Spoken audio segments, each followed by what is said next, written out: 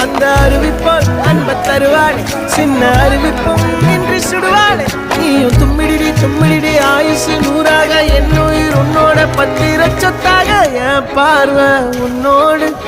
உன் பொம்மை கண்ணோடு பேசாமல் விண்ணோடு நாம் மிதந்து போவோம் காதாரா அடியானோ நான் தாங்க மாறோடு